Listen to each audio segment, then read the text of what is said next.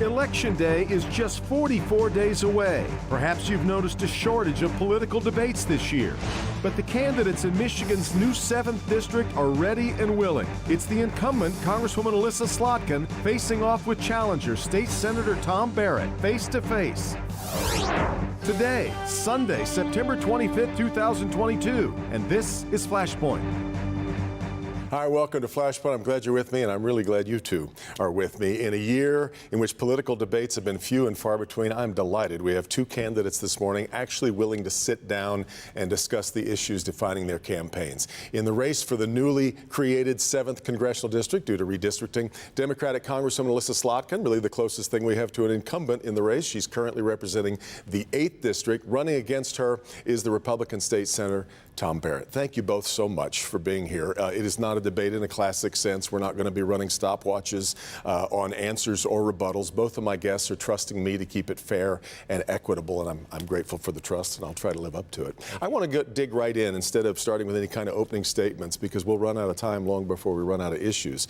The two biggest issues that Michigan voters are telling us, and in the polling we've done and others have done, the economy and inflation and abortion. And let's start with those two. Let's start with the economy.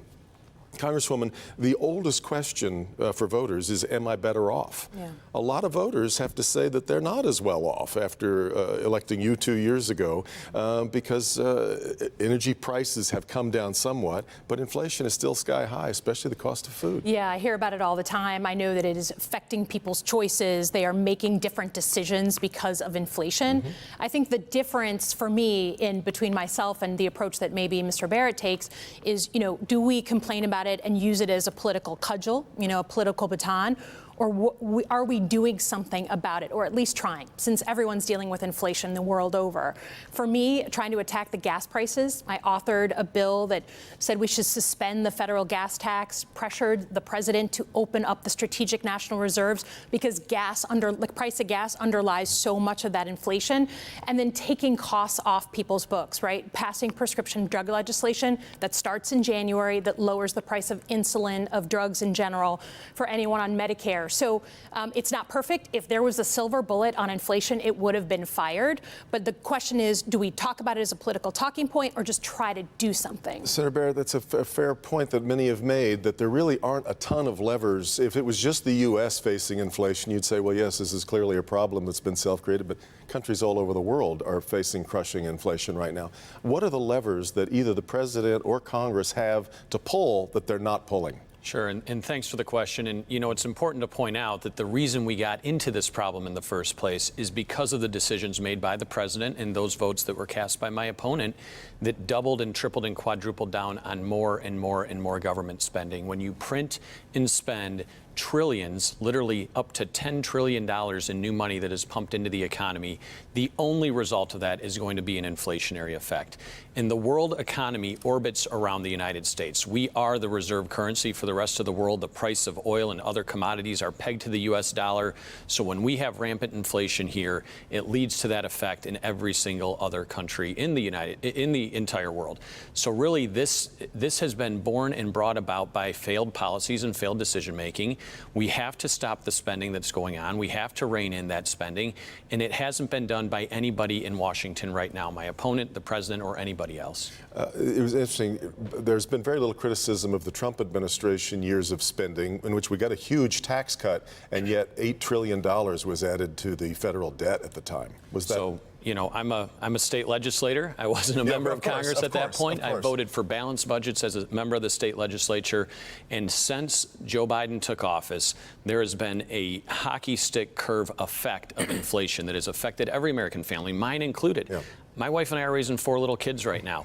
They eat a lot of groceries, and our grocery bill is demonstrably higher under this administration and these policies. Wait till they're not such little kids anymore. We feel it in our house, and every family we speak to feels it too. Is that fair, that this has happened on your watch and President Biden's watch? I think there's no way to get around the fact that inflation is affecting people. It's deeply affecting people. I think the question is it just us? Is the President Biden is the reason that Slovakia has double the inflation they usually have. I think that's a little much, right? We have a bunch of conflicts around the world. But again, what is the plan, right? What is the idea that's being put forward that somehow he's going to be elected and magically inflation's going to turn around? What is the actual plan there? Talk about the Fed, talk about things that are real and not a talking point. So the Fed is raising interest rates and they're cutting the supply of money going through the supply chain, but it is not bringing down inflation. They are still printing and spending trillions and trillions more.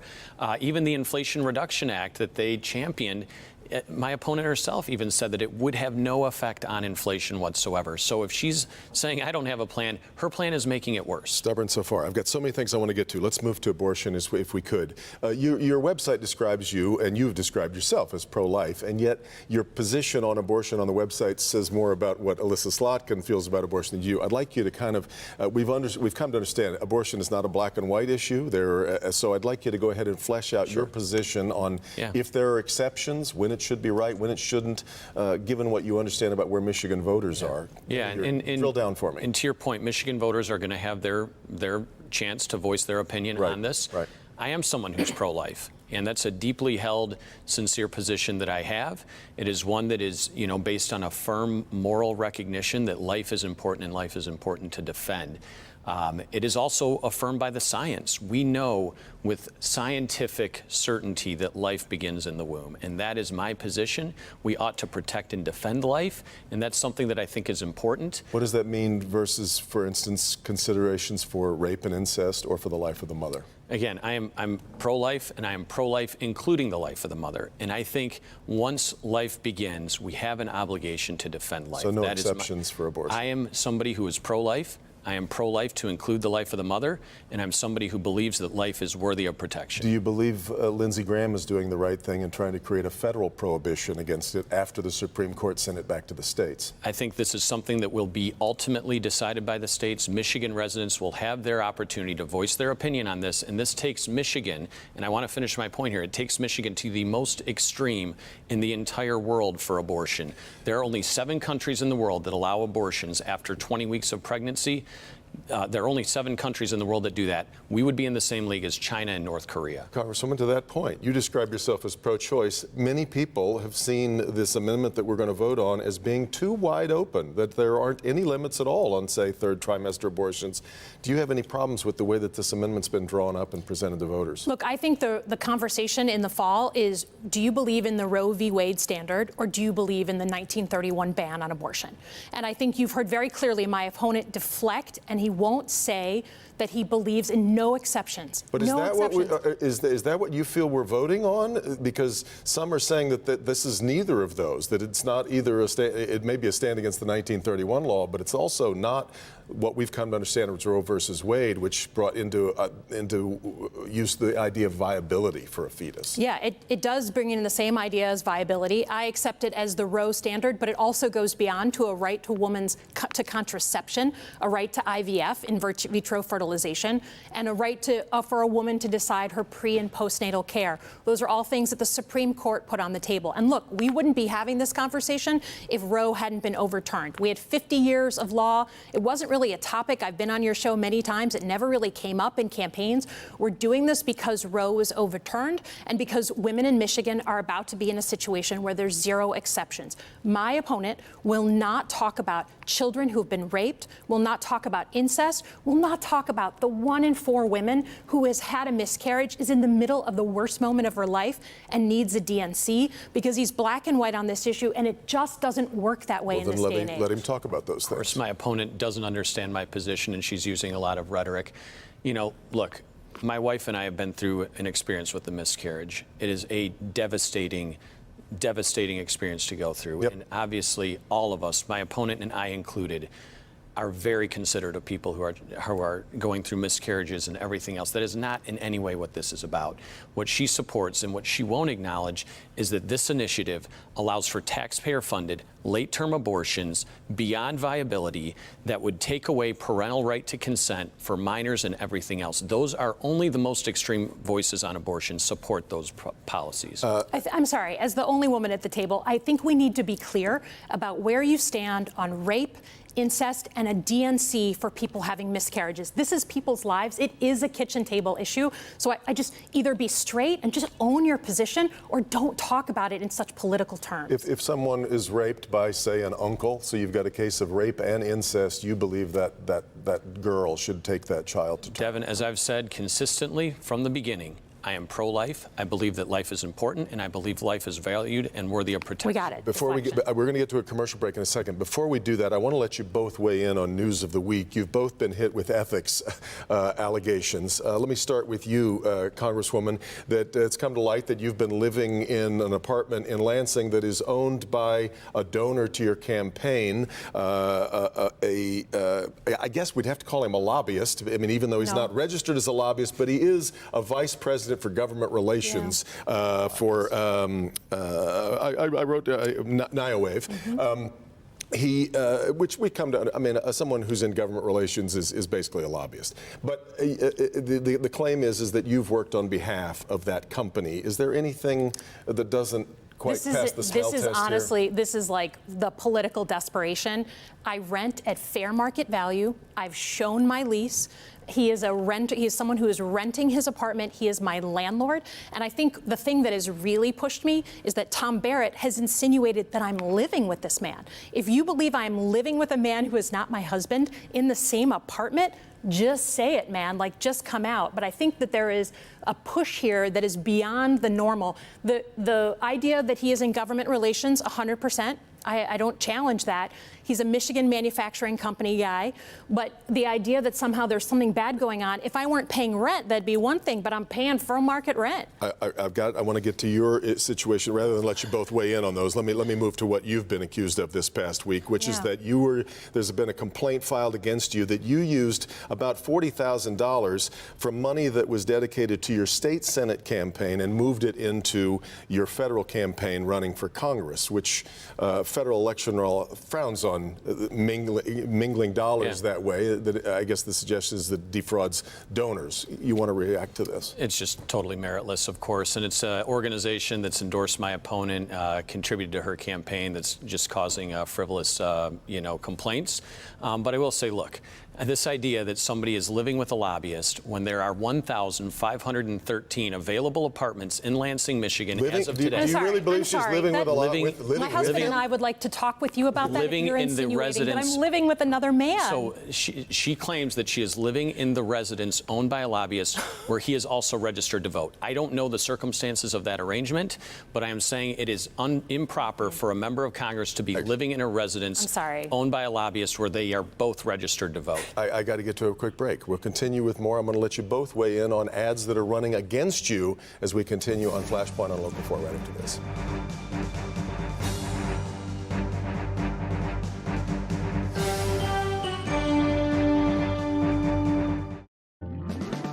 At DraftKings Casino, we give credit where credit is due, in the form of credit. Sign up with DraftKings Casino and get up to $50 in free credits when you deposit $25. That's like extra credit. Download the DraftKings Casino app or play online today. Deposit $25 and get up to $50 in free credits to use on any game. Now, roll credits. Heard about Samasco Law through a couple friends I work with, and also I seen the advertisement on Facebook. Ron needed an estate plan and a trust. At Samasco Law, we deal with these issues every day. Pat went to work for Ron. When we arrived there, everything was on time. I think they're very friendly and thorough and knowledgeable. It's really enjoyable to work with Patrick. He's real friendly and outgoing. That really made us feel good about the decision we made to come to Samasco Law. The great experiences you have in here and even out here all started here. Because the best customer experience always leaves a great impression. GMC, awarded #1 in sales satisfaction by J.D. Power. GM employee program participants with a current eligible GMC lease can get this low mileage lease on this 2022 Terrain SLE for $259 per month. A phone call from behind bars. He's whispering in the phone. Her brother's voice. I'm going to die in here. What happened to Jonathan Lancaster? There's a point where they restrain him, and then there's a point he's dead. What happened in that time? We wouldn't treat animals this way. We understand crime and punishment, but this is beyond punishment. Beyond Crime and Punishment. Tuesday at 5 on Local 4 News and streaming on Local 4 Plus.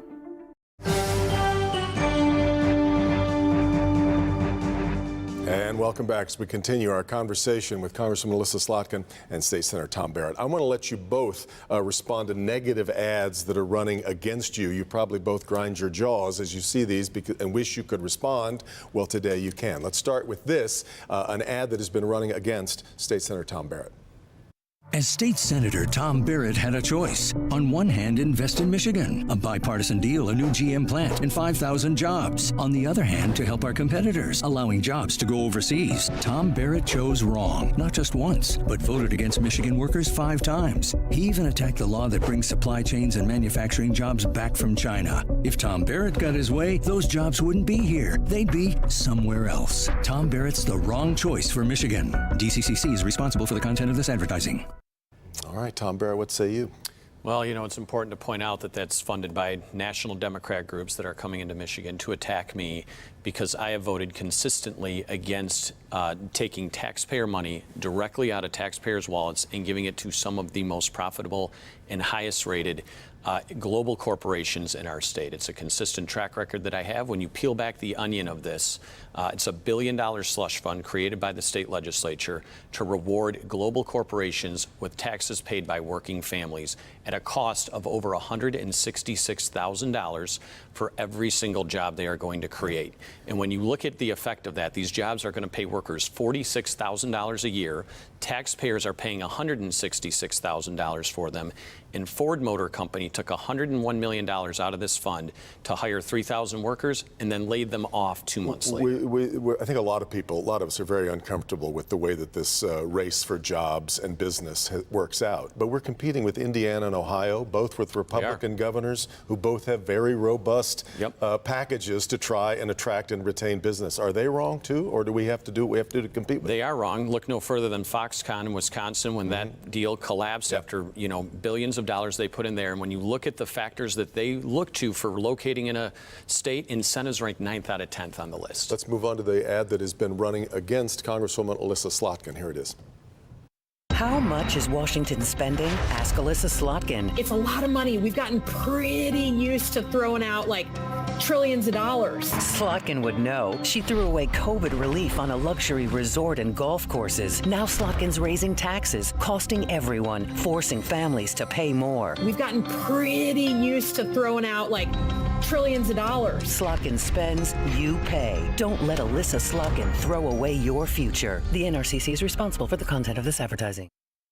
A soundbite in there they like so much they used it twice. Oh, yeah. So what are your thoughts? I'm used to these ads. These are the national Republican parties who have come in every one of my races. I mean, I think we talked about it earlier. For me, it is completely disingenuous. I have never voted on an individual increase to an income tax in my entire life. If they're talking about taxes, we're talking about taxes on the biggest corporations. I voted to make sure that 150 businesses in the country, the biggest ones, the ones that have $1 billion in revenue or more, pay more than 0% in taxes. He's against corporate welfare. He should have no problem with companies like Amazon and Facebook paying 15%, minimum 15% of tax instead of 0% of tax. And I think I would just say, I think one of the areas we really differ is on economic security and our economic future. He doesn't want to pick sides when it comes to jobs in this state, in this country. I will always be Team America, especially when it's team versus Team China. For me, I will pick sides. We voted on the CHIPS Act. If you vote and you want things in this country, you want jobs in this country, you put guardrails on it, right? And the CHIPS Act, we just voted on in August to make sure we have microchips that we make here. We put left and right limits on it, so you cannot build in China, you cannot do stock buybacks, and you cannot pay out dividends. We built that into the plan so that we can build microchips here. What is the better way for us to create, attract, and keep business Yeah, then? well, when you look at the factors that companies look at, it is talent supply, energy costs, infrastructure, all of things we're taking away when we invest in these corporate welfare schemes. We're taking away from those other highly more valuable investments. We could pave, for the amount of money that we gave General Motors, we could pave a brand new state highway from the Capitol building in Lansing all the way to the Mackinac Bridge and have money left over, pay for it in cash with no debt. They value infrastructure more than these incentive payments that are merely a way of paying off liabilities we have higher up on that list. And as it relates to chips, we could have banned the importation of foreign-made chips. We didn't do that. They could have banned the ability of companies who benefit from this from doing any business in China. They didn't do that either. So there are things that were left out of the CHIPS plan that were negotiated by stakeholders and lobbyists who didn't want those restrictions placed on there. So they're giving $50 billion in corporate welfare away to private corporations when inflation is already at a 40-year high and family budgets are already under It's assault. interesting. You take issue with corporate welfare, clearly. Then isn't it right, then, the president's plan that seeks to tax these large corporations and businesses more? There is a difference between corporate welfare, where you're picking winners and losers, taking money out of taxpayers' wallets and giving it to private global corporations, versus a playing field that is level, where people can come, invest, know what they're doing, compete freely, and innovate differently and make a new product that people will benefit from. But corporate welfare is morally wrong, and it doesn't work in the economy. Corporations are at a 70-year profitability high, and family budgets right now are suffering at a 40-year high. I'll let you respond to that. Then I gotta move on. I think it's interesting because both the CHIPS Act that I voted on and was a federal piece of legislation, and the deals that kept those GM jobs in his backyard were deeply bipartisan bills, right? Democrats and Republicans came together. And he always brags about how he votes against his party. When he votes against his party, he votes more extreme than his party. He's the most conservative lawmaker by his own bragging. He breaks away from people like Mike Shirkey and others who voted for these deals. And I think that's what we can expect if he is in Congress, right? He will vote away from the things that bring jobs and supply chains back to this country. We've only got about 3 minutes left, so I want to make sure that I get to another issue before we have to say so long, and that's the matter of immigration. Give me your thought on what common sense immigration policy looks like. Yeah, well, we have to secure the border. That is first and foremost common sense. We've had dozens of people apprehended at the border who are on the terror watch list. That is unacceptable. It makes every community less safe.